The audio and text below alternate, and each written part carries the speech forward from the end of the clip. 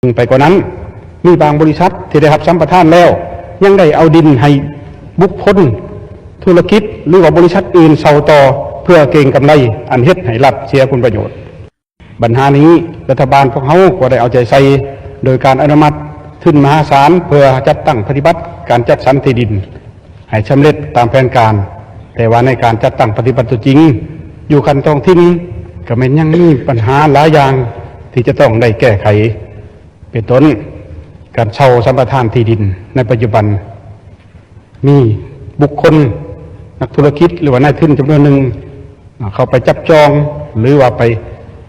สร้างเอกสารซื้อขายที่ดินกับอำนาจการปกครองอยู่ขันบ้านหรือว่าประชาชนภายในบ้านโดยกงเลยโดยเฉพาะแมนอยู่เขตทางไกลศอกหลีกฉะนั้นจึงเฮ็ดให้การคุ้มครองที่ดิน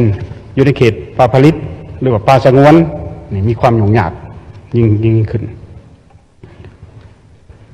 ส่วนที่ดินที่บริษัทขอสัมปทานก็เห็นว่าหลายบริษัทคุ้มครองและนำใช้ดินเกินกว่าสัญญาที่ได้เช่นกันบางบริษัทมันเกินแต่300 เฮกตาร์ขึ้นไปก็มีซึ่งว่าบริเสียพันธะ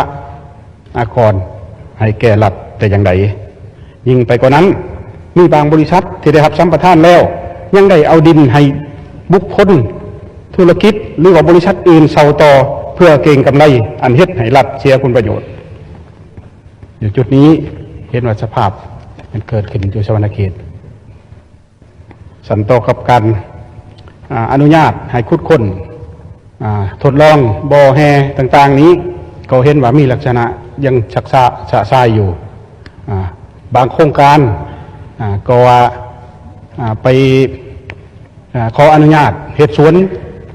ปลูกพืชเป็นยาแต่เนื้อแท้เป็นการสอกคนแห่ถาดที่สำคัญหรือว่าบางบอนเฮ็ดเป็นบอนสงวนเป็นบอนอนุสรณ์สถานแต่ในตัวจริงก็ยังช่วยโอกาสเอาแห่นี่อันนี้ขอให้ภาคส่วนเกี่ยวข้องแต่ลงไปติดตามกฎการและจัดตั้งปฏิบัติให้ถูกต้องตามกฎหมายฉันการประกอบความเห็นกับขอมีฉะนั้น